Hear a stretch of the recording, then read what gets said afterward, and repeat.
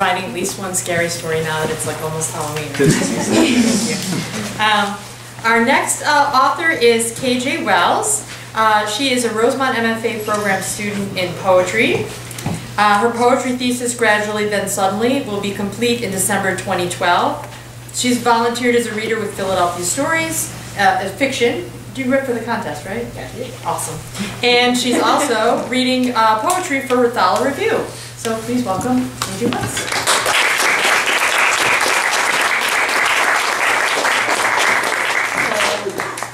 I'm going to try not to make people cry today, so I kind of wrote a compilation of happier poems.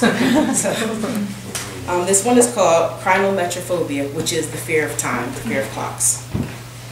My life is measured by the tick-tocking of the loud clock hanging on my wall, reminding me that we all come to an end, if not in this second, maybe the next. Tick, tick, tick, click, click, click. I try not to measure because God doesn't.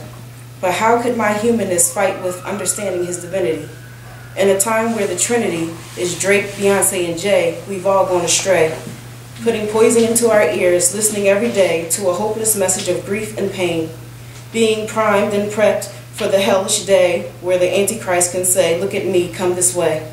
Yet this clock still tick, tick, tock, tock in my ears, emulating my biology, adding my ears, clicking and clacking to the beat of my heart.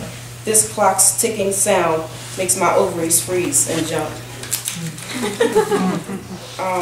This one I wrote for my father. It's not as sad as some of the previous ones you've heard. It's called Kites.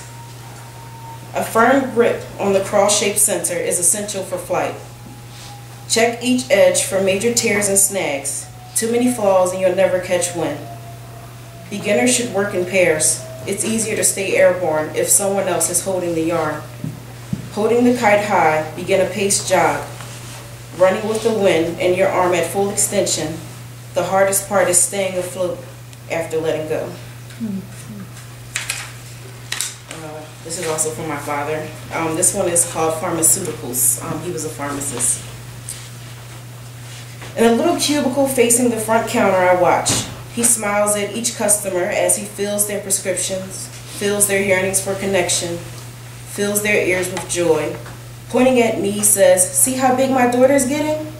I smile, a 6-year-old's toothless grin, as they wave frantically, dentures slip and slide across gums, smoothed by age, watching their wrinkled, sagging skin flip in the opposite direction of their bone is fascinating.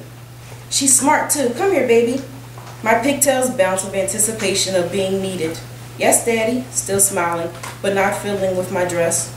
They look interesting from a distance, but up close, their eyes creep me out, looking through me like I stole their youth, accusing me of being the reason it's their winter in my summertime. My smile lessens, and I listen intently for my instructions and wonder about my dad at their age. This one's from my grandmother, who's also deceased, but it's a little happier. This one's called Jello. Filled with fruit, was scooped onto a tablespoon. Young eyes watch. Spills weren't unacceptable. Eyes smile, giddy with anticipation, mouth open wide, exposed smooth pink, where pristine white once was domain. Trembling hands shoved silver into a vortex and rubbed cool steels onto hot flesh. Nana moaned and closed her eyes, this her favorite part. I watched from side-eye, pretending to ignore her deli jello ritual. Spoon nose dive back in the cup, scooping deep. A smirk tells on my lips, where no lies ever lived between us. This was our weekly dance, wiggle time. Old eyes meet their younger twins, quadruplets hidden behind frames, showdown. She laughs first, honey hush now. I follow the phrase into humor. I love Jello, baby. You know that. I told you 1,000,000 times. I know, Nana. This one, no one dies in this one. This one is called Cracked. Love falls to the ground raw, scrambling on its way down. Inside a cracking shell, fissures leak white and yolk, bleed out, intertwined. Yolk solid next to its nourishment, gone. No more options of going into the pot of marriage. Hot water strengthening what's inside. No leaks, just cracks. Even with a missing shell, love would still be whole. This one is called The Smoke. I actually want this one off of a prompt in a workshop class, workshop in the workshop. And it's supposed to be ghostly. This is my ghost entry. The smoke. The cigar still smells. The cigar still smells sitting in the ashtray. Sitting in the ashtray on the mahogany desk. On the mahogany desk was this morning's paper. Was this morning's paper that upsetting to cause you to leave? That upsetting to cause you to leave in those times of uncertainty. In this tense time of uncertainty, I was sure the cigar still smelled, sitting in the ashtray on the mahogany desk next to this morning's paper that was so upsetting it caused you to leave. In these times of uncertainty, I was sure I'd miss you. And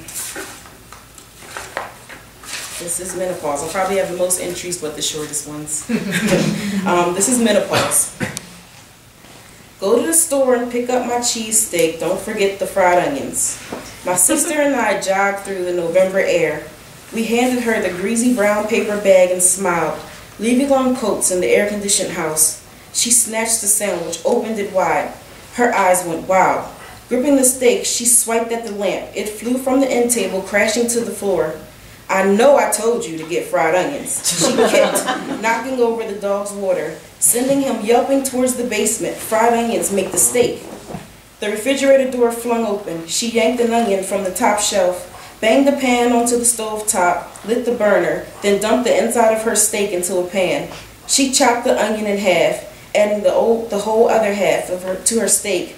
Arms swinging wildly, she chopped wildly in the skillet. Mumbled something about proper steaks. Tears mingled with sweat rested on her cotton t-shirt. Smoke rose from the pan. She dumped the burnt steak and fried onions onto the roll, then wiped her face and her swollen hand. We stood frozen, eyes as wide as the open sandwich.